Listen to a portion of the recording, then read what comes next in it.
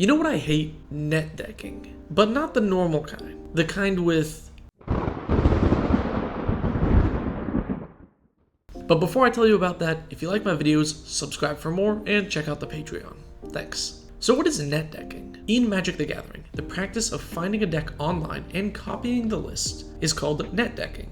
This has been a subject of debate for a really long time. Honestly, as long as people have been posting deck lists. But is it a problem? And if so, do we have a solution? For this video, I want to extend the definition of net decking a little bit. Not copying a specific deck, but instead a collection of cards. EDHREC, or Elder Dragon Highlander Recommendations, is a website I am sure most of you know. If you don't, basically it's a website that collects data from many other deck building websites and then sorts the cards by commander. It shows you a commander and then the cards that are popularly played in that commander deck. Now by itself, this is an awesome tool. I use it all the time. It's useful when you find a weird commander, like some old card, and you don't really know what to do with it, like maybe Karn Silver Golem, and you can see people playing stuff like Mycosynth Lattice. Or Stark of Wrath, and you can see people are playing threatened effects, so that you can steal someone's creature and then kill it without getting it back. There are a lot of weird, old, strange commanders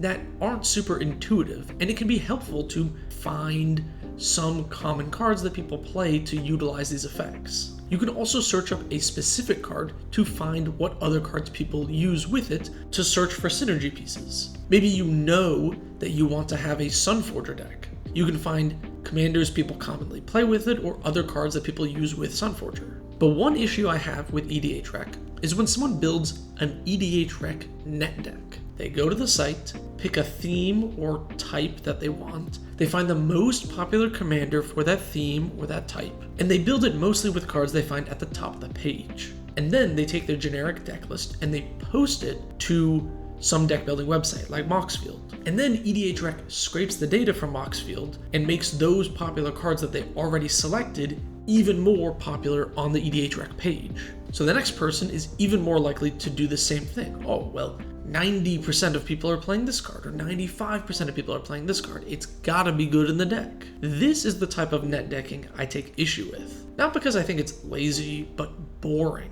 This creates boring decks that fall into the same traps. Picture this. How many times have you seen a deck where they just cast the commander, the most basic synergy pieces that you expected them to play, and then nothing else? And because it's just generic win more synergy cards from EDHREC, their deck folds to one board wipe. Plus, those decks almost always lack removal or card draw, so they can never really recover or stop a win. These decks, other than upgraded precons, are probably the most common deck I run into. I go into this a little bit more in my Is Your Deck Fun video, so check that out, but basically, these boring decks lead to boring games. Because without taking the time to come up with a coherent strategy with a proper mix of removal, card draw, and win conditions, your deck will simply lag behind and do nothing. And those games are really unfun, where one of your opponents just doesn't do anything all game. I do want to be really clear that if you're playing any competitive format, I think there is no issue with net decking.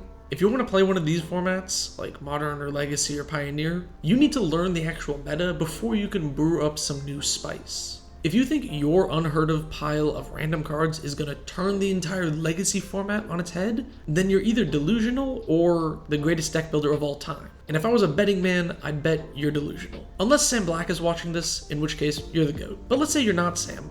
It's not that it's impossible to play an off-meta deck or something weird and get wins, but you need to net deck first. You need to learn the metagame and play meta decks to understand Modern or Legacy as a format before you can jump in there and shake up the whole meta. For example, I used to play Normal Tron for a long time, but after playing it for a while, I swapped to Prison Tron, which is a more off-meta build. But a toolbox deck like this can be tuned for a local meta or just whatever decks I think I'm going to run up against, and you can play an off-meta build with silver bullets for the metagame. Also, deck building is not a substitution for skill at all. You can copy any tournament-winning deck list, but it's not that likely you're instantly going to win the next tournament. And for those of you saying going to MTG Goldfish and building the top deck is lazy or not creative, that's not how knowledge works? People can build on the knowledge of others. Einstein isn't dumb for using ideas Newton came up with. I'm assuming that Einstein did that.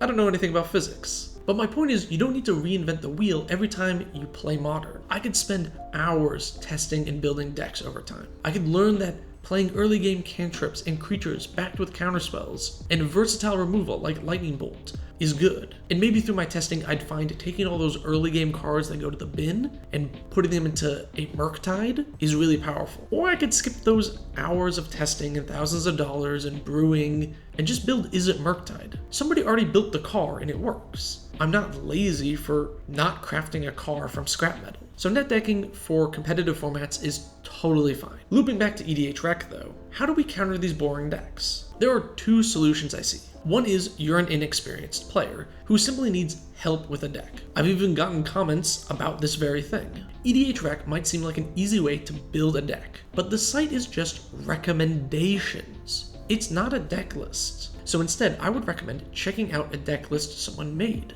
I've got a few on this channel, and there's no shame in buying a list you see online. It's probably going to function much better than the pile of EDHREC cards. Also, decks built by players are going to be much more focused and tuned and significantly stronger than most pre-con decks. And with the cost of pre-cons going up every year, a pre-built deck from someone online will likely be cheaper. So if you're new or don't have the time or just don't want to spend hours deck building and testing, simply search up what commander you want and find a list. You can find tons on Moxfield, some of them will have great primers, and also there's a good chance that some YouTuber has made a video explaining the deck. Maybe they put them in a playlist, hint hint. The other solution to boring EDHREC net decks is for experienced players. Let's say you already know how to build a deck. You already know how many lands, ramp, removal, card draw to include. Or you watch some of my tutorials. Then using EDHREC can be a great tool, but you're going to need to be more cautious of what you're adding to the deck. I think as players, we just need to focus and think a little bit more when building our decks. Unwinding Clock is good with Shorakai,